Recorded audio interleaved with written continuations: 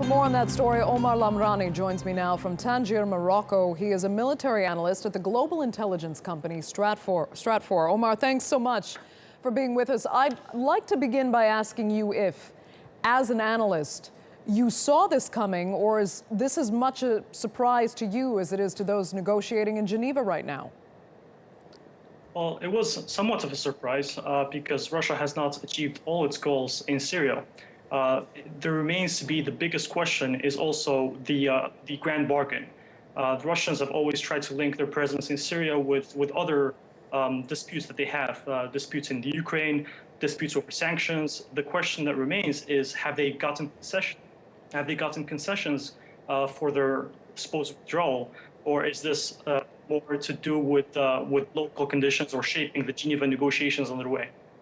But as you said, Russia has not achieved all its goals in Syria.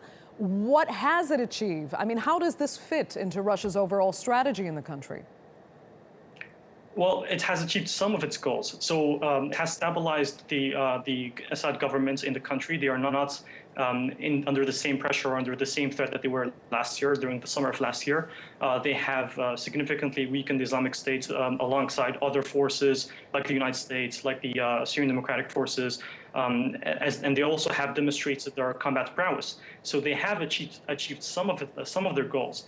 But the principal goals, which we think is linked to achieving concessions on other dossiers and other greater aspects of their negotiations with the United States, with Europe, questions on migration, questions on the Ukraine, questions on sanctions. We haven't seen that concession being given to them for their parts in withdrawing or facilitating the Geneva negotiations thus far. With this move, though, Omar, might we actually finally be looking at an end to this conflict in the nearer future? The short answer is no.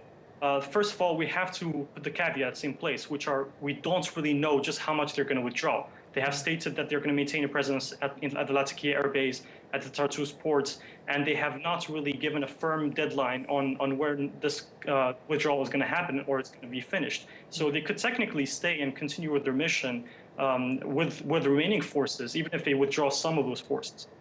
The second point is that, yes, I mean, there is an attempt right now at reaching a peaceful solution in Geneva, but the reality is there's a lot of actors on the ground that are not part of the process, that have a really strong incentive to undermine it, ranging from the Islamic State to rebel factions that are not included in the process, like Jabhat al-Nusra. On the peace talks, though, in Geneva, how do you think this will affect the discussions now underway? Will it be a game changer, or is there still too many other details to work out, as you've indicated? Well, I think it's a positive contribution to the Geneva negotiations, but I don't think by any means that it is a game changer.